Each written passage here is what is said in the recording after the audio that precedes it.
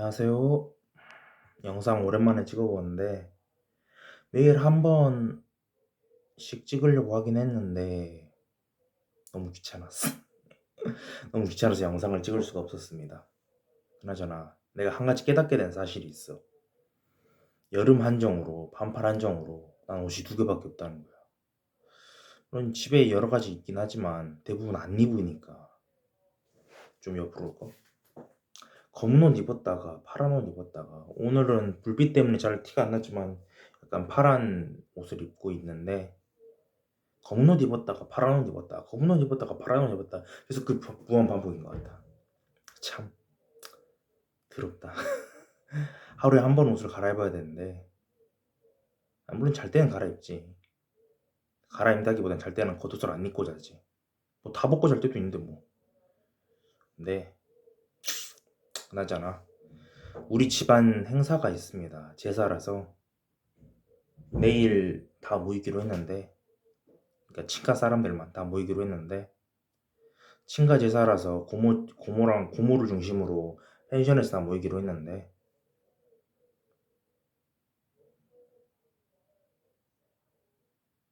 나는 안 가기로 했어. 시험이 얼마 안 남았으니까. 그렇다고 해서 시험 공부를 그렇게 열심히 한 것 같지도 않아 내가. 그래서 약간의 허무함이 느껴졌달까? 나는 왜 이렇게 공부를 안 할까? 이런 생각도 들고 이번에 떨어지면 어쩌려고 이러는 거 이런 생각도 드는데 사실 공무원 시험에 5번 떨어지든 100번 떨어지든 그거는 인생을 결정짓는 요소는 아닌 것 같다는 약간의 합리화 섞인 생각을 해봤던 것 같아. 근데 인생이 원래 그런 것 같아. 합리화를 하지 않으면 나아갈 수가 없어. 그러니까 이런 말이 있잖아. 몇 번 쓰러져도 불굴의 투지로 다시 일어나는 용기가 중요한 거지. 한 번도 쓰러지지 않은 완벽한 이론이 중요한 게 아니라고. 난 적어도 그렇게 생각해. 물론 이 상황에서는 합리화할 수도 있겠지만 난 적어도 지금 내 선택이 부끄럽지 않은 태도를 보인다면 어떤 선택을 해도 딱히 아예 시험을 포기해버리든 응시는 하되 공부를 안 해버리든 아예 공부를 열심히 해서 합격을 해버리든 세 가지 모두 부끄럽지 않은 선택지라고 생각해. 물론 이건 합리화에 가깝지. 정상적인 사람의 사고방식이라면 열심히 해서 붙어야겠다는 생각을 하겠지만 나는 이도저도 아닌 것 같아. 열심히 해서 붙던가 아예 시험장에 안 가버리던가 그것도 아니라면은 가운데 손가락 그것도 아니고 이것도 아니고 이도저도 아니고 그냥 응시를 했으니까 가긴 갈 텐데 시험장에 가긴 갈 텐데 그렇게 열심히 하지도 않는 이런 상황에 처해버린 것 같습니다. 참 저번 영상에서는 붙을 자신은 없지만 그래도 후회하지 않을 자신은 있다고 큰소리 빵빵 쳤는데 큰소리 땅땅거렸는데 참 허무한 일이 된 것 같습니다. 아무튼 시험이 43일 남았지. 내일이면 토요일이니까 42일 남았네. 7주. 6주 그러니까 7주가 아니라 일주일은 7일이니까 6, 7, 40 해가지고 6주 남은 거네. 근데 요새 헬스가 너무 하고 싶은 거야. 헬스 없는 내 인생은 성립할 수가 없다는 게 개인적으로 내 지론입니다. 헬스를 하지 않으면 인생이 너무나도 불행해. 나도 거의 반 김종국화 된 것 같아. 물론 그 사람의 몸매에 비할 바는 아니겠지만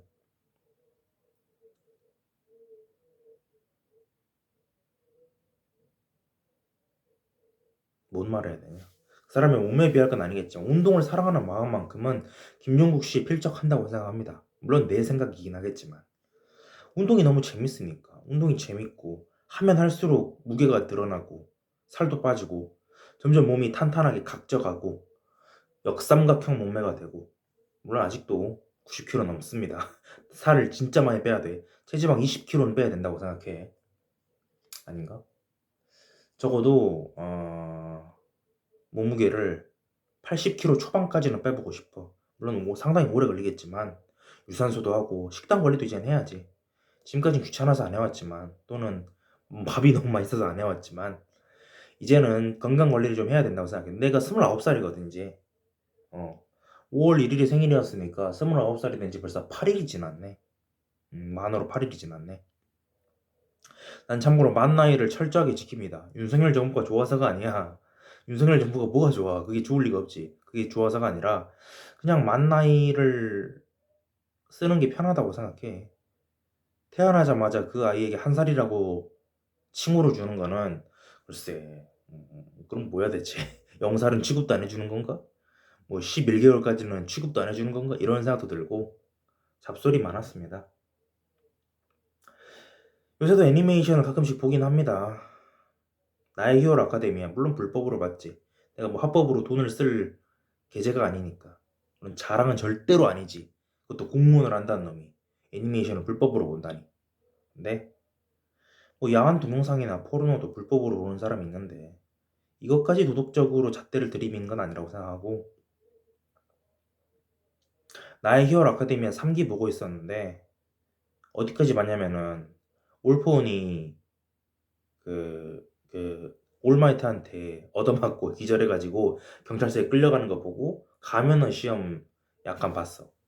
근데 올포원이라는 악당의 카리스마가 정말 대단한 것 같다. 올포원 진짜 대단한 것 같고, 물론 나는 올포원이란 개성보다는 그 파생형인, 엄밀히 말하면 파생형인 원포올이라는 개성이 더 좋은 것 같긴 한데, 왜냐면은 올포원은 좀 약간 초딩 같아. 물론 원포올도 다른 평범한 개성들에 비하면 상당히 개사기스러운 초딩 개성이긴 한데, 그래도 올포원처럼 막 팔을 비대하게 만들고 근육을 용수철로 만들고 그렇게 완전 초딩 스킬 덕지덕지 붙여가지고 올마이트 때리는 것보다는 순수하게 힘의 복리로 인한 강해지는 그런 과정을 지켜보는 원포올이 올포원보다는 현실적이라고 할 것까지는 없겠지만 더 간지나는 것 같다.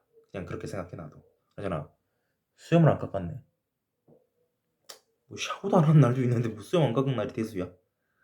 참 이게 백수의 인생인 것 같습니다. 백수의 현실이지.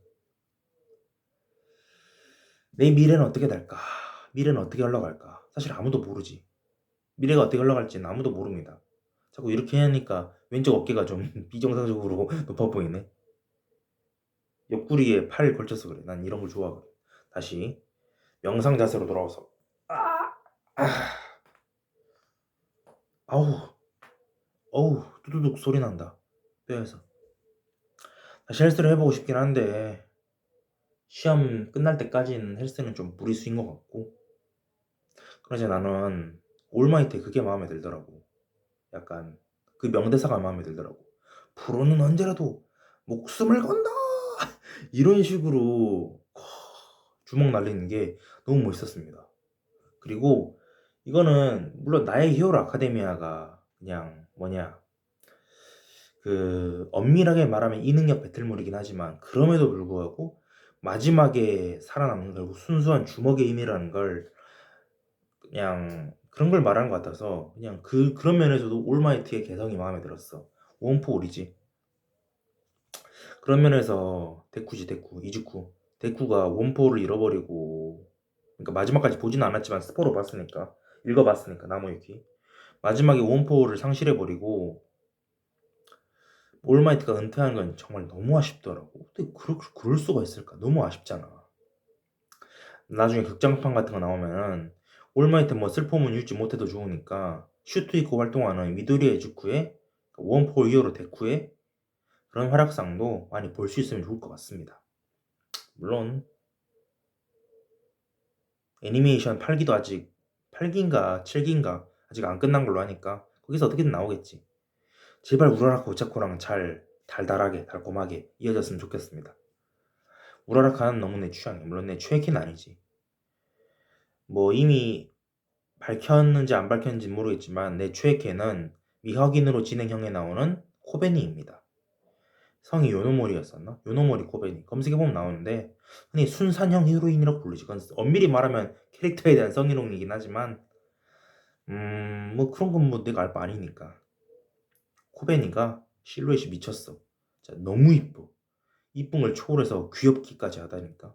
심지어 머리 색깔도 약간 분홍색은 아니더라도 분홍색은 너무 독하니까 머리색이 약간 그 복숭아색이라서 수수하면서 예뻐.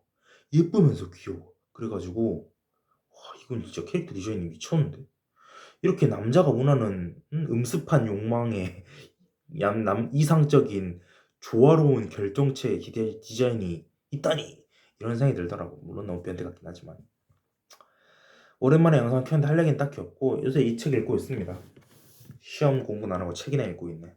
AI 강의 2025 이거 진짜 재밌어. 내가 옛날에 자바 하고 다니다가 때려쳤거든. 너무 어려워서. 근데 자바는 솔직히 AI랑은 별 상관이 없고 예를 들어서 그 뭐지 파이썬이나 그게 더 상관이 있을 텐데 물론 파이썬은 아예 배워본 적도 없지.